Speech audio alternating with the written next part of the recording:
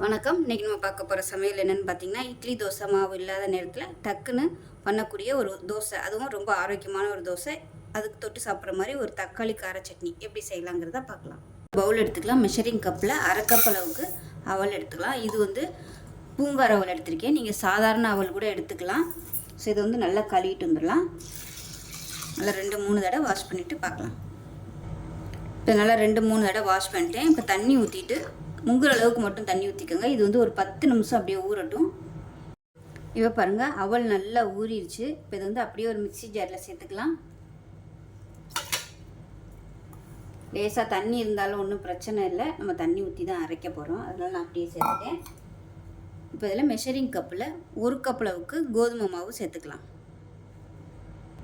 Measuring கப்பில் 1/4 cup துருவன தேங்காய் சேர்த்துக்கலாம். 1/4 கப் அளவுக்கு தயிர் சேர்த்துக்கலாம். மெஷரிங் கப்பில் அரை கப் அளவுக்கு தண்ணி சேர்த்துக்கலாம். இப்போ 1/4 டீஸ்பூன் போல் உப்பு சேர்த்துக்கலாம். சேர்த்துட்டு நல்லா நைஸாக அரைச்சிட்டு வந்துட்டு பார்க்கலாம். இப்போ இந்த அளவுக்கு நல்லா நைஸாக அரைச்சிக்கோங்க. ரொம்பவும் தண்ணியாக இருக்கக்கூடாது.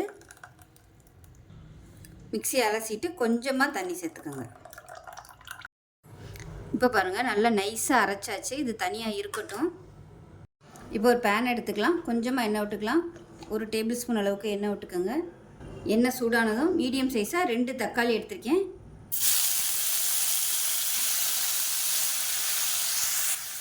இப்போ இது கூடவே காரத்துக்கு நல்லா ஒரு 5 வரமிளகாய் சேர்த்துக்கலாம்.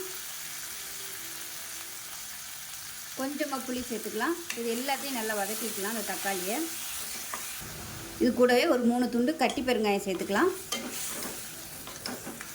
தக்காளி வதங்குறதுக்கு உப்பு சேர்த்துக்கலாம். இப்போ பாருங்கள், தக்காளி நல்லா மசிஞ்சு வந்துருச்சு. இப்போ கேஸ் அமர்த்திடலாம். அமர்த்திட்டு இதை ஆற விட்டு மிக்ஸி ஜாரில் போட்டு நல்லா நைஸாக அரைச்சிட்டு பார்க்கலாம். இப்போ பாருங்கள், சட்னி நல்லா நைஸாக அரைச்சாச்சு. இப்போ அதே கடாயில் தேவையான அளவுக்கு எண்ணெய் சேர்த்துக்கலாம். எண்ணெய் நல்லா சூடாயிருச்சு. 1 டீஸ்பூன் போல் கடுகு சேர்த்துக்கலாம். கடுகு பொரியவும் கருவேப்பிலை சேர்த்துக்கலாம். 3 பல் பெரிய பல்லாக 3 பல் பூண்டு எடுத்துருக்கேன், நச்சு வச்சுருக்கேன், அதை சேர்த்துக்கலாம். இப்போ நல்லா வதக்கி வச்சுக்கலாம். இப்போ இதெல்லாம் மடித்து வச்சுருக்க தக்காளி சேர்த்துக்கலாம். இப்போ மிக்சியில் இருந்து கொஞ்சமாக தண்ணி சேர்த்துக்கலாம். இப்போ இதில் கலருக்காக 1/4 டீஸ்பூன் போல் காஷ்மீர் ரெட் சில்லி சேர்த்துக்கலாம். இது இருந்தால் சேர்த்துக்கோங்க, இல்லைன்னா ஒன்றும் பிரச்சனை இல்லை. இப்போ கொதி வர ஆரம்பிக்கையில் அடுப்பு நல்லா குறைச்சி வச்சுக்கோங்க. குறைச்சி வச்சுட்டு நல்லா பச்சை வாசனை போக கொதிக்க விட்டுக்கலாம். இப்போ சட்னி நல்லா கொதிச்சிருச்சு. கேஸ் அமர்த்திடலாம். இப்போ பாருங்கள், நம்ம அரைச்சி வச்சுருந்த மாவில் ஒரு 1/4 டீஸ்பூன் போல் பேக்கிங் சோடா சேர்த்துக்கலாம். ஏன்னா நம்ம இன்ஸ்டண்ட்டாக ஊற்றுறதுனால பேக்கிங் சோடா சேர்த்துக்கலாம். அதை நல்லா கலந்து விட்டுக்கலாம். இப்போ கல் நல்லா சூடாயிடுச்சு. ஊத்தப்பம் மாதிரி ஊற்றிக்கலாம். இது வந்து ரொம்ப நைஸாக இழுக்கணும்னு அவசியம் இல்லை. ஊத்தப்பம் மாதிரி இப்படி மெல்லிசாக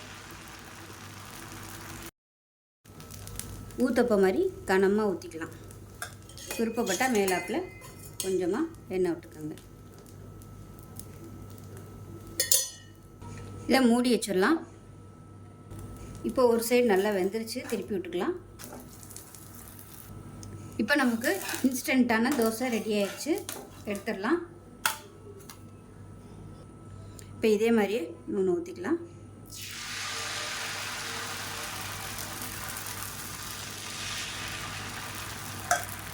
இப்போ இதை மூடி வச்சிடலாம். இப்போ 2வது ஊற்றின தோசையும் ரெடி ஆயிடுச்சு. இது வந்து நல்லா சாஃப்டாக இருக்கும். அந்த கோதுமை மாவோட வாசனையோட சூப்பராக இருக்கும். நமக்கு ஒரு அருமையான கார சட்னியும் கோதுமை மாவு வச்சு இன்ஸ்டண்ட்டான தோசையும் ரெடி ஆயிடுச்சு. பிரேக்ஃபாஸ்ட்டுக்கு செஞ்சு பாருங்கள். பூங்கார் அரிசி அவல் சேர்த்து பண்ணியிருக்கனால நல்லா ஹெல்த்தியாகவும் இருக்கும், டேஸ்ட்டாகவும் இருக்கும், வித்தியாசமாகவும் இருக்கும். செஞ்சு பாருங்கள். செஞ்சு பார்த்துட்டு எப்படி வந்துச்சுங்கிறத சொல்லுங்கள். வீடியோ பிடிச்சிச்சின்னா லைக் பண்ணுங்கள், கமெண்ட் பண்ணுங்கள், சேனலை சப்ஸ்கிரைப் பண்ணுங்கள், பக்கத்தில் பெல் பட்டனையும் ப்ரெஸ் பண்ணுங்கள். நன்றி.